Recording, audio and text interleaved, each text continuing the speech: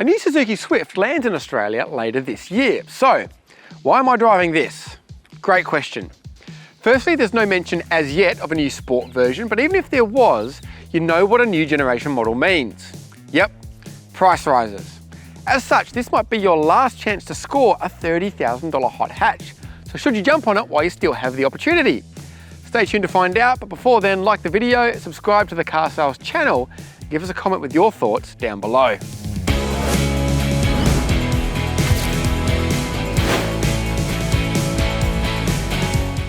Unfortunately, the Swift Sport isn't the bargain it once was. It launched at just over 25 grand back in 2018, but has since risen to $28,990 plus on-road costs. But that's still $6,000 less than a Hyundai i20N, and more than $10,000 cheaper than a VW Polo GTI. So you're looking at around $30,000 on road, and the only option is paint. Most colours, including this searing yellow, are $595, and the two-tone black over orange is $1,095. Obviously, I'll go into more detail on everything in a moment, but one fact I kind of forgot about this car is that its claimed curb weight is just 970 kilograms. Now, we all gave Mazda plenty of kudos for getting the ND MX-5 down to around a tonne, but this is a 5-door turbocharged hatchback with a 5-star safety rating that's so light it could well blow away in a strong wind. That is impressive engineering. Beauty is in the eye of the beholder, but there are a few details I like. I like the design of the 18-inch alloys, I like this carbon effect trim that's dotted around the car, and I like the hidden rear door handles. Suzuki offers a 5-year unlimited kilometre warranty, and servicing will set you back around $400 a visit, but take note the intervals are only 10,000 kilometres, so you're unlikely to hit the 12 months if it's a daily driver. Under the bonnet is a 1.4 litre 4-cylinder with a turbocharger, and it's mated to a 6-speed manual or a 6-speed auto, the latter costing an extra $2,000. Now, outputs aren't exactly ground shaking, but remember this car is hundreds of kilograms lighter than most its rivals. Suzuki doesn't claim an official 0 to 100 time, but it's around 7.5 seconds.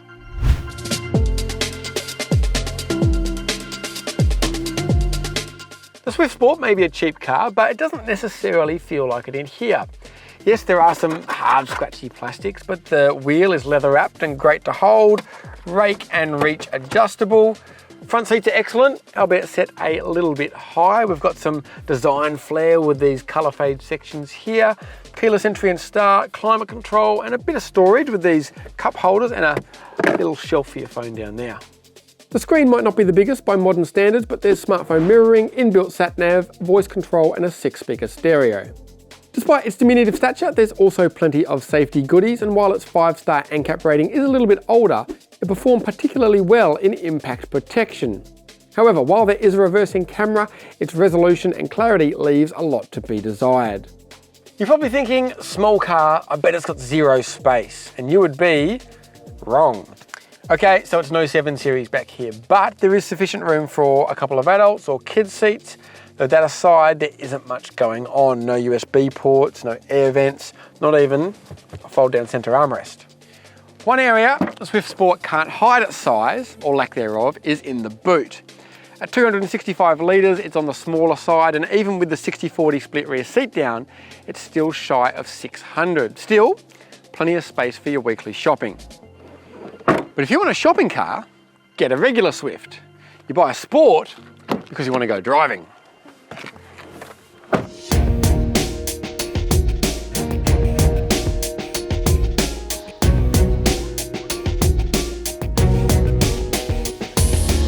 The Swift Sport feels old school, but I mean that in the best possible way.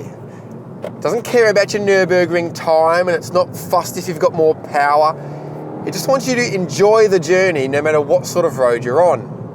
And sorry to keep coming back to it, but that lightweight has such a big influence on the character of this car. In a way, it's a negative, as there is so much road noise in this car. It's like driving a tin can. There's clearly not much going on in the way of sound deadening, but that aside, it's just great. Obviously, the engine doesn't have that much power, but there are a couple of things that make it feel faster than it is. The The first is that it's relatively high compression with a small turbo, so you get fantastic response, like that, instant, and plenty of mid-range torque. Now the downside of this is that it's all out of ideas by 6,000 RPM, but you can't have everything. Combine this torque with super short gearing, like really short, like you need all the first 3 gears to reach 110 k's an hour, and you've got a car that not only feels perkier and quicker, but you've always got something to do as the driver. The power comes in short, sharp bursts before another gear is needed, and then another gear. Small engine in a light car also means fuel efficiency. The official claim is 6.1 litres per 100k, and while if you're fanging it, you'll use more than that, it ain't going to be much more. The handling is similarly charming. It's quite soft, so while this thing's a bit underwhelming on track, on the road it means you've got compliance over bumps, you've got ride comfort day to day, and the body movement means you don't have to wait until the tyres are howling to feel like you're pushing or enjoying the car. Likewise, on track, the fact you can't deactivate the ESP is a bit annoying, but on the road it's lenient enough to allow the occasional wiggle or tuck the nose in, and while the tyres are decent Continentals, they're only 195mm wide, so you don't have to be going that fast to feel like you're approaching the limits. Great gear shift, easy to heel toe, the brakes are fine because they don't have to work that hard. There's nothing complicated about this little Suzuki, but that in itself is what makes it such a breath of fresh air. It pays homage to the original concept of the hot hatch, a car that could work every day, but could still be driven with gusto without being antisocial, because you're not going that fast. Put it this way, I absolutely love the Hyundai i30N, fantastic car, but you could be driving the ring out of this Suzuki and at the same speed the Hyundai wouldn't even be trying. And on your typical country road with speed limits and other traffic, which is more fun? Exactly right.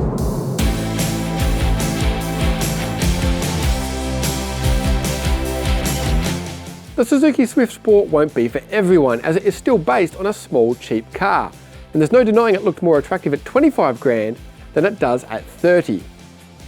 But it's still great, just fun.